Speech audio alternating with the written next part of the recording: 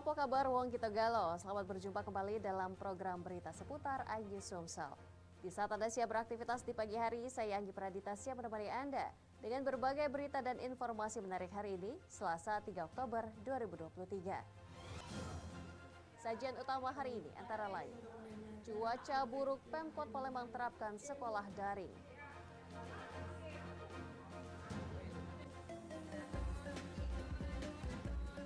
Duel remaja putri gunakan sajam viral di media sosial.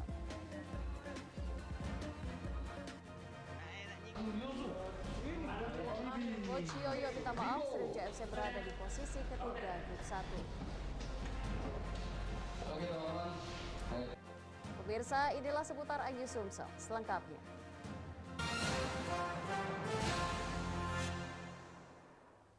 Kita awali informasi pertama hari ini, pemirsa. Kondisi udara di Kota Palembang makin memburuk. Dampak kiriman kabut asap dari kabupaten tetangga. Bahkan indeks standar pencemaran udara atau ISPU berada di angka 305. Pemerintah Kota Palembang pun memberlakukan sistem pembelajaran secara daring hingga kondisi udara mulai membaik. Mengingat indeks standar pencemaran udara atau ISPU di Kota Palembang terus meningkat dalam beberapa hari terakhir hingga di angka 305 karena kabut asap yang semakin pekat yang berarti sangat membahayakan bagi kesehatan masyarakat. PJ Wali Kota pun telah merapatkan barisan dan Senin 2 Oktober 2023 seluruh kegiatan belajar mengajar dilakukan secara daring. Akan tetapi tetap dalam pengawasan dari pihak sekolah agar proses pembelajaran tersampaikan kepada siswa maupun siswi. PJ Wali Kota Palembang tegaskan kepada guru yang bersangkutan untuk tetap dalam pengawasan agar kesehatan maupun proses belajar mengajar berjalan dengan selaras. Proses pembelajaran secara daring akan tetap dalam kajian hingga kondisi udara di Kota Palembang kembali seperti semula. Saya hanya mengusulkan nanti untuk proses belajar mengajar adalah melalui daring. Maka dari itu pada hari ini akan saya rapatkan. Setelah rapat ini seluruh saya kumpulkan.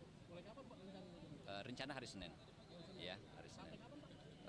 Tergantung nanti ISPU-nya. Ya kalau ISPU-nya menurun ya nanti kita evaluasi lagi. Dihimbau kepada seluruh warga untuk kembali menggunakan masker demi menjaga kesehatan. Dari Palembang, Erwin Setiawan, Ajus melaporkan. Pemirsa, kabut asap sisa kebakaran hutan dan lahan di wilayah Sumatera Selatan semakin meluas. Kondisi semakin diperparah dengan pekatnya asap. Terpantau kondisi saat pagi hari kabut asap membuat jarak pandang terganggu.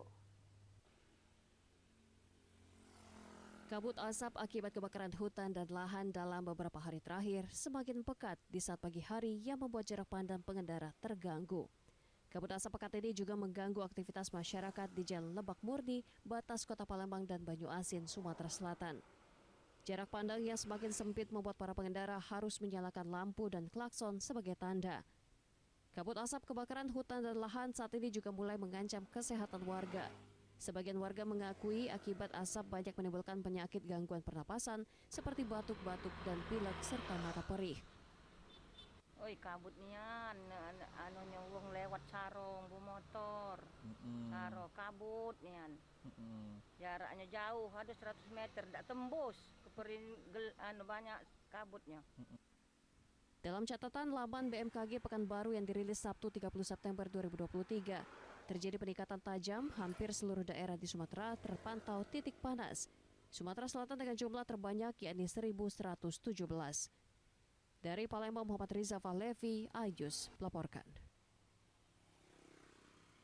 Sementara itu masifnya kebakaran hutan dan lahan yang tersebar di seluruh wilayah kecamatan di Kabupaten Oku Selatan diakibatkan masih adanya pola lama, yakni para petani masih membersihkan kebun mereka dengan cara dibakar. Terdata sebulan terakhir ada 100 titik hotspot.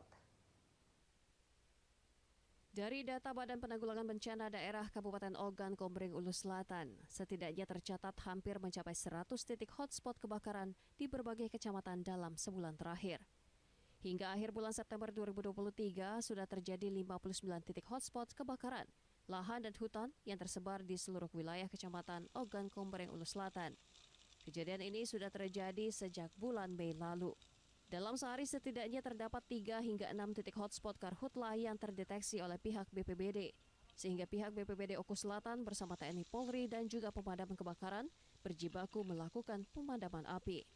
Menurut Kepala BPBD Oku Selatan, kebakaran yang terjadi masih terdapat pola lama, yakni sebuah tradisi bagi petani untuk membuka lahan dan juga membersihkan kebun mereka dengan cara membakarnya hingga tuntas. Nah, di bulan September ini sudah batas hitungan kemarin itu ada 19 titik hotspot sepanjang September. Jadi total titik hotspot yang ada di Oku Selatan itu berjumlah 59 batas hitungan kemarin. Dan kami dapat laporan juga hari ini ada beberapa titik hotspot, tapi kami belum menerima laporan secara lengkapnya. BPBD Oku Selatan berharap masyarakat mesti sadar dampak kebakaran bisa menimbulkan asap yang pekat, juga dapat menimbulkan penyakit mengingat kondisi kemarau diprediksi hingga tahun ke depan. Dari Oku Selatan, Teddy Hendrawan, iNews melaporkan. Pemirsa, cuaca ekstrim yang melanda hampir seluruh wilayah Indonesia dengan kondisi kering mengakibatkan kawasan hutan rawan mengalami kebakaran. Mengantisipasi hal tersebut, Pemdes Tanjung Beringin Lahat yang merupakan gerbang utama menuju wisata alam Bukit Besar menutup sementara wisata untuk pendakian. Penutupan kawasan wisata alam Bukit Besar dilakukan guna mengantisipasi terjadinya kebakaran hutan dan lahan, mengingat kondisi cuaca kering sejak 3 bulan terakhir. Pendakian tertutup hingga waktu yang belum ditentukan, namun dipastikan wisata akan dibuka jika musim hujan tiba. Penutupan wisata alam ini dipastikan menekan resiko kebakaran karena setiap pendaki pasti membawa bahan bakar sebagai salah satu perbekalan. Selain itu menghindarkan tangan jahil dan mengantisipasi korban jiwa jika terjadi kebakaran. Kades Tanjung Beringin menghimbau kepada masyarakat yang berencana melakukan wisata ke Bukit Besar untuk menjadwal ulang rencana pendakian. Sementara ini untuk takut terjadinya kebakaran di atas bukit untuk keselamatan pengunjung. Itulah kami sebagai pemerintah desa mengambil keputusan ataupun kebijakan untuk menutup sementara. Sebelumnya, pendaki yang datang didata di pos pintu gerbang pendakian Bukit Besar dan diperingatkan untuk tetap waspada saat menggunakan api di kawasan puncak. Pendaki juga diingatkan untuk tidak panik jika terjadi kebakaran hutan dan lahan. Dari Lahat, Bala Putra, iNews melaporkan.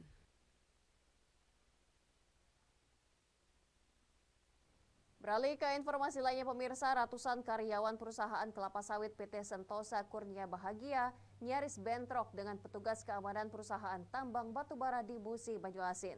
Para karyawan menutup jalan akibat perusahaan mereka diklaim oleh perusahaan batubara.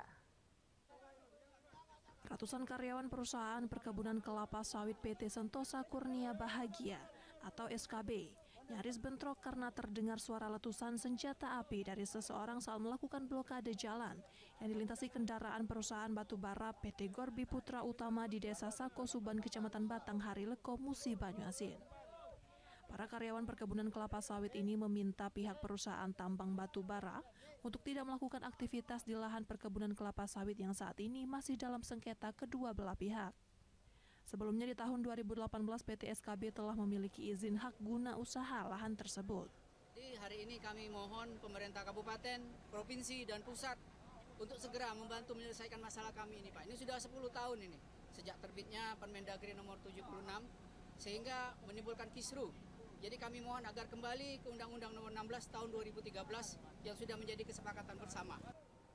Para karyawan meminta kepada pihak pemerintah daerah maupun pemerintah pusat untuk segera membantu menyelesaikan masalah sengketa lahan yang sudah 10 tahun berlarut sejak terbitnya Permendagri nomor 76 tahun 2012. Dari Musi, Banyuasin, Edi Lestari, iNews melaporkan. Coach Yoyo minta maaf Sriwijaya bertengger di posisi ketiga grup 1. Saksikan beritanya sesaat lagi.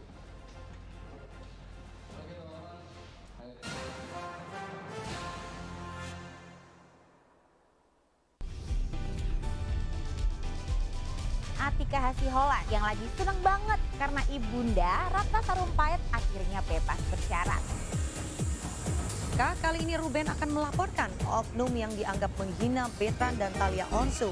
Digelar di kediaman Jennifer, pasangan ini sampai merogoh kocek ratusan juta rupiah demi menggelar pesta meriah.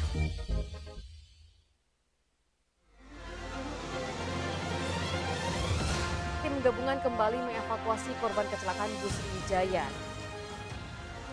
Pemirsa, polisi akan mengumumkan hasil uji balistik penembakan gedung DPR. Pemirsa, razia minuman keras di Tangerang, Banten diwarnai kejar-kejaran polisi dan beberapa pemuda mabuk.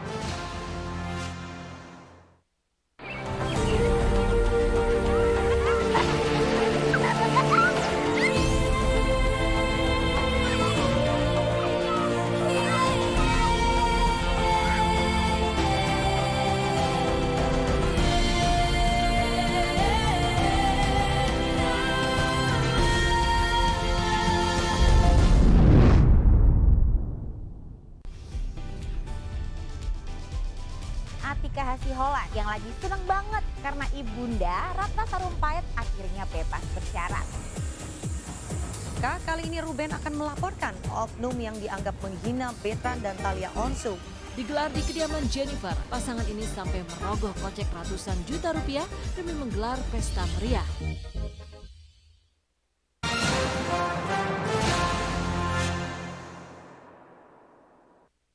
Pemirsa, terima kasih Anda masih bersama kami.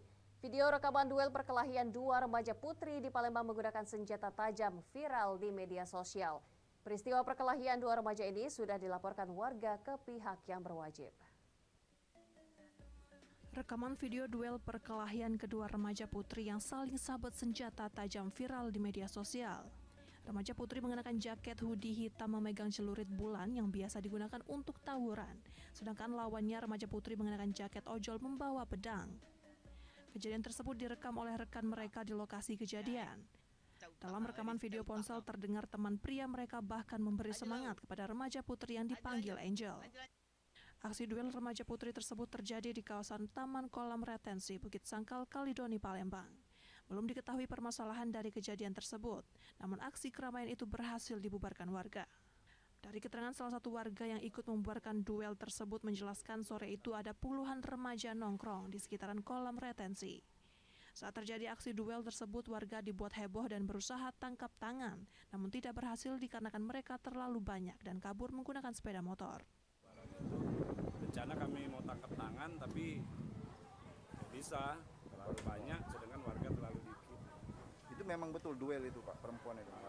Betul, duel 1 lawan 1. Yang satu menggunakan celurit bulan itu, yang satu menggunakan parang atau jenis pedang. Kejadian ini sudah dilaporkan warga ke pihak yang berwajib. Warga berharap polisi segera bertindak. Dikhawatirkan kejadian serupa terulang lagi dan dapat membahayakan atau melukai warga sekitar, terutama yang melintas di lokasi kejadian. Dari Palembang, Firdaus, iNews melaporkan. Pemirsa, Kota Palembang menjadi kota terakhir rangkaian kegiatan Maraton Borobudur yang puncaknya berlangsung pada 19 November mendatang. Dipilihnya Kota Palembang dari 9 kota lainnya berdasarkan data banyaknya komunitas runner yang aktif di Bumi Sriwijaya ini.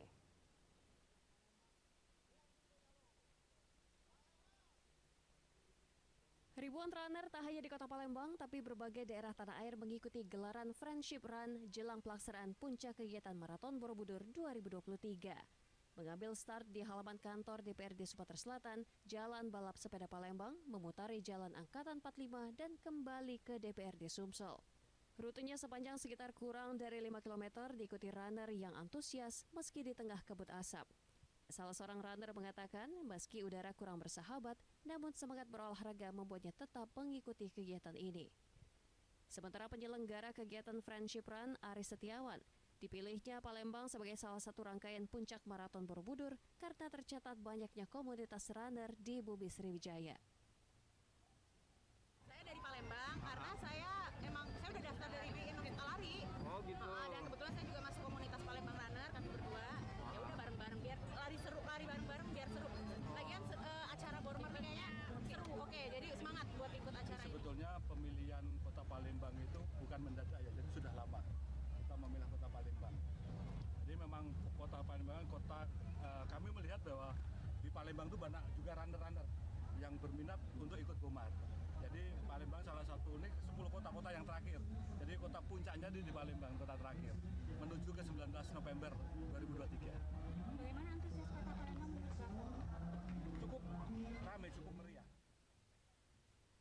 Meski bukan untuk prestasi, namun 3 perwakilan runner Palembang akan diberangkatkan ke Magelang mengikuti puncak Maraton Borobudur 2023. Dari Palembang, Bambang Irawan, iNews melaporkan. Sriwijaya FC harus puas meraih 1 poin usai bermain imbang 1-1 melawan tamunya Semen Padang FC pada Minggu sore di Stadion Gelora Sriwijaya Jakabaring, Palembang. Hasil ini sangat mengecewakan supporter Laskar Wongkito hingga meminta pelatih asal Tangerang M. Yusuf Prasetyo out dari kursi kepelatihan. Supporter Sriwijaya FC yang kesal hanya meraih 1 poin meski main di kandang sendiri, meluapkan kekecewaan dengan teriakan Yoyo out yang menggema di Stadion Gelora Sriwijaya Palembang, Sumatera Selatan. Dengan hasil ini praktis pelatih SFC M. Yusuf Prasetyo hanya meraih 1 kali menang, 2 kali imbang dan 1 kali kalah, membuat SFC hanya bertengger di posisi keempat klasemen Grup 1 Liga 2 Indonesia. Sementara untuk lolos ke 8 besar harus meraih posisi ketiga. Hasil yang kurang memuaskan ini ditanggapi Coach Yoyo sebagai hal yang wajar, begitu besar ekspektasi warga Bumi Sriwijaya untuk kembali ke Liga 1. Menurutnya selama ini dirinya sudah berusaha memberikan yang terbaik, namun belum bisa menyapu bersih poin. Meski tak menjanjikan kemenangan, ia memastikan akan meningkatkan performa anak asuhnya. Coach Yoyo juga akan mengevaluasi striker asing Belfort yang minim kontribusi. Saya tidak bisa menjanjikan apa-apa, yang jelas kita akan menuju ke arah itu untuk kemenangan. Jadi pressure nggak buat coach? Apa? Jadi pressure nggak buat coach? Itu normal karena tim ini tim besar, mereka berekspektasi begitu tinggi dan apalagi kita main home, ya mereka pengen menang, itu normal sekali, semua mau menang. Tapi hasilnya Tuhan kasih draw. Sementara itu pelatih Semen Padang FC Delviadri mengaku puas bisa mencuri poin di kandang Sriwijaya FC. Puas ya dengan penampilan anak-anak Semen Padang pada saat ini karena mereka bisa menahan Sriwijaya FC di kandangnya sendiri ya. Sekali lagi terima kasih untuk semua pemain Semen Padang FC. Ya. Sriwijaya FC akan kembali menjamu PSPS Riau pada 8 Oktober mendatang dan menjadi ajang pembuktian Coach Yoyo. Pemirsa, demikian sajian seputar iNews Sumsel hari ini. Terus saksikan program seputar iNews Sumsel setiap Senin hingga Rabu pukul 5.30 pagi waktu Indonesia Barat. Saya Anggi Pradita, sampai jumpa.